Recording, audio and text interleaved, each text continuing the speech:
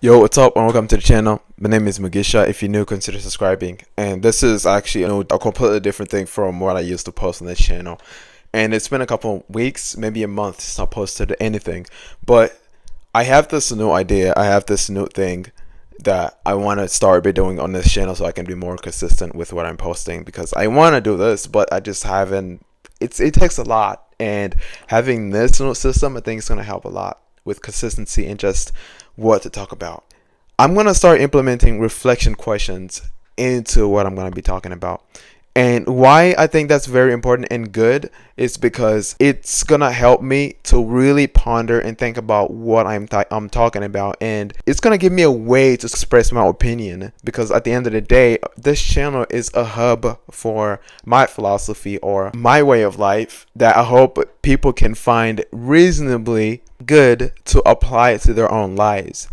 How can we cultivate a heart of gratitude even in difficult seasons? I have 3 points and 2 sub-points to 1 point to the first point. And the first point is shift your focus on God's character. So a character of a person really matters when it comes to certain situations. Now, in this case, let's imagine that you're going through a hard time. You're going through a difficult time. Why do I say that? Or why do I even start with that reflection question? Difficulty in life are bound to happen, especially if you're a Christian. A sub point is think on God's faithfulness, love, and sovereignty, and know that He is still in control. So here's one thing that is very specific and oddly unrecognized when we're in difficult seasons, that we are tempted to conform into whatever thought that comes into our heads. Now, when you are most vulnerable, that's when your enemy has the opportunity to attack you in any way, shape, or form. And knowing that you're a Christian, you have signed up to be in the army, to be in the nation that is sought after, to be killed. By who? None other than the adversary, the devil, the one who taunted us from the beginning of time to the Garden of Eden until today. He's still looking for us to devour us, as the Bible says. And when we are vulnerable, when we are in that season of difficulty, that is when we are most vulnerable. And being vulnerable, an enemy has the upper hand or the opportunity to come and tell you or to attack you, because that's when he will succeed. So keeping your eyes on who God is, on God's faithfulness, you will stand firm as if you're not even going through that battle, as if you're not even being vulnerable. And that is because you're meditating on God's faithfulness. Now, when we say God's faithfulness, what I mean by faithfulness, I mean who God is. God is faithful. Whatever God has started, it will come to an end.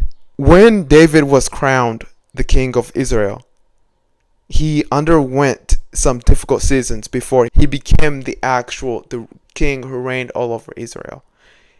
He battled so many difficulties and eventually he became the king. And he goes and writes about Psalms in the book of Psalms that inspire, that comfort in today's time. He talks about his difficulty through the seasons. But difficulty is a part of life. It's a part of life that can never be ignored, that can never be taken out of life, because that's just what life is. And the way to go about difficulty really matters, because difficulty is a constant thing in life. And why I'm giving you these points is because you're going to encounter it, and thinking on God's faithfulness, love, and sovereignty is going to help navigate through those difficulties. God is sovereign, and that means God is a supreme. He's all over. He oversees everything. Every matter, or even under the heavens, is permitted by God.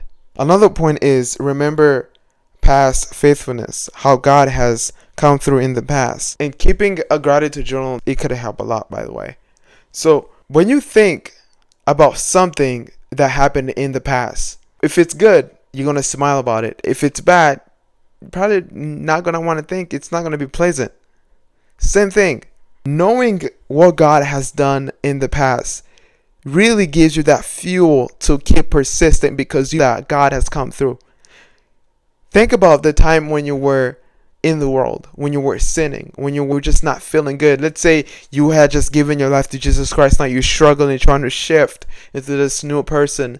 You're struggling with anxiety, depression, and you go and you seek prayer, or you go and pray to God. You tell God, hey, take this away from me, take this anxiety away from me. He takes it away. Now you've lived through life. Now you're encountering a different season. You're in a different season of difficulty.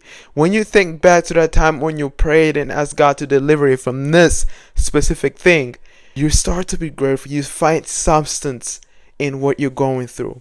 But when you just sit and not think about the goodness and the faithfulness of God, all you can do is sit in that mess and just meditate and dwell on the thoughts that are not of God, that Satan has been providing so that you can be torn away from God. So keeping your mind on God, keeping your eyes on God, remembering the faithfulness of God, what God has done to you, for you, is one of the best things or ways to fight when you're going into a difficult season. Now, another point, the last one to bring this to an end, is find gratitude in small things. This is pretty straightforward. And what I mean by pretty small things, I mean life. Another one is breath. Another one is friendship. Think on those things on a daily basis. If it wasn't for God, would you be breathing right now? If it wasn't for God, would you have all these things that you have in your house? Would you have a phone? Would you have a computer? Would you have a life? Would you have a breath? Would you have friends to talk to when you feel bad? Would you have mentors? Would you have pastors that are more than willing to come and sit at lunch with you and talk to you about whatever that you want to talk about? Without God, that wouldn't be possible. And I think we really just need to take a breath and think about those things that we have been taking for granted.